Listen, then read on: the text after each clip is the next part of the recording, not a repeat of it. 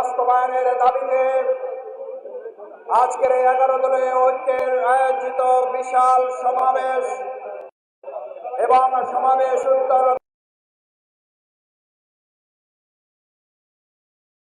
বিক্ষোভ মিছিলে ইতিমধ্যেই আপনারা লক্ষ্য করেছেন 11 দলের সম্মানিত শীর্ষ নেতৃবৃন্দ আমাদের মাঝে এসে উপস্থিত হয়েছেন।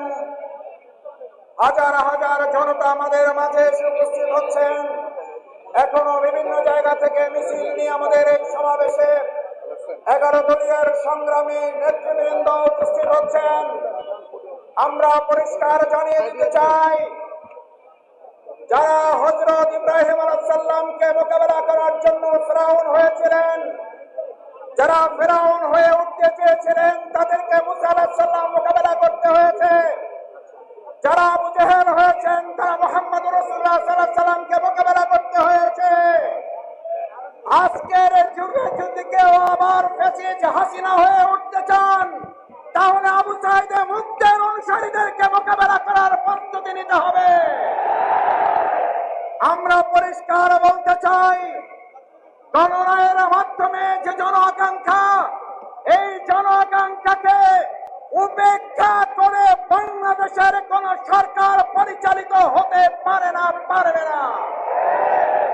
সম্মানিত ভাই এবং বন্ধুগণ, আজকের এই 11 দলীয় ঐক্যের বিক্ষোভ সমাবেশ এবং বিক্ষোভ মিছিল আর কিছুক্ষণের মধ্যেই কোরআনে হাকিম থেকে তেলাওয়াতের মাধ্যমে শুরু হবে। সম্মানিত ভাই এবং বন্ধুগণ, আজকের এই বিক্ষোভ শুধুমাত্র 11 দলীয় ঐক্যের নয়, এই বিক্ষোভ বাংলাদেশের মানুষের 70% জনগণের প্রত্যাশা পূরণে ঐক্যবদ্ধ ভূমিকা পালন করা বাংলাদেশের জনগণের সমাবেশ। সম্মানিত ভাই এবং বন্ধুগণ, তাই আপনাদের কাছে আহ্বান জানাই, যে যেখানে আছেন আজকের 11 দলীয় ঐক্যের সমাবেশে অংশগ্রহণ করে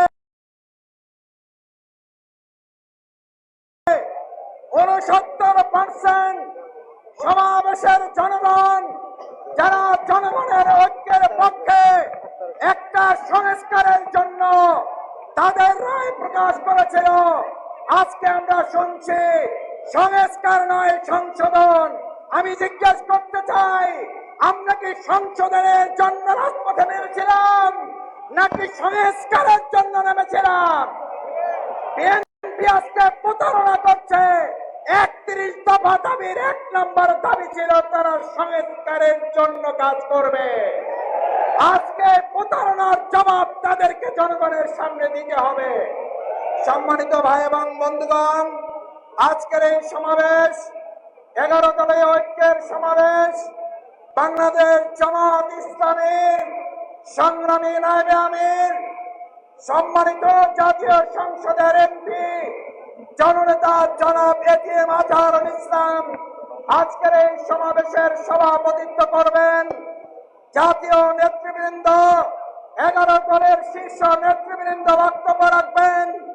এই বক্তব্যের মধ্য দিয়ে আমরা আশা করব শীর্ষ নেতৃবৃন্দ এমন কর্মসূচি আমাদেরকে ঘোষণা করবেন, যেই কর্মসূচির মধ্য দিয়ে বিএনপি তাদের 31 দফার 1 নম্বর দফা সংস্কার বাস্তবায়ন করতে বাধ্য হয়। সেই সংস্কার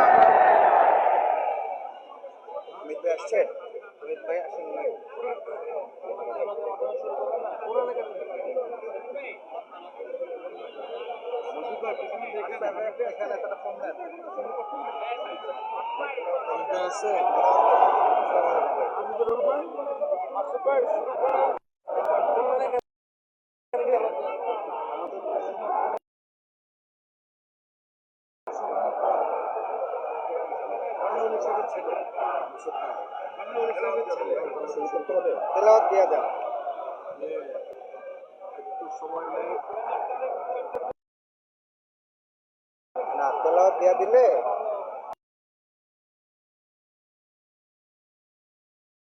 11 জন বক্তব্য দিবে, প্রায় 3 মিনিট করে, কিন্তু 40 মিনিট চলে যাবে, পরে লাইট করে যাবে। সন্ধ্যা হয়ে যায় 6টা 10। আউযু বিল্লাহি মিনাশ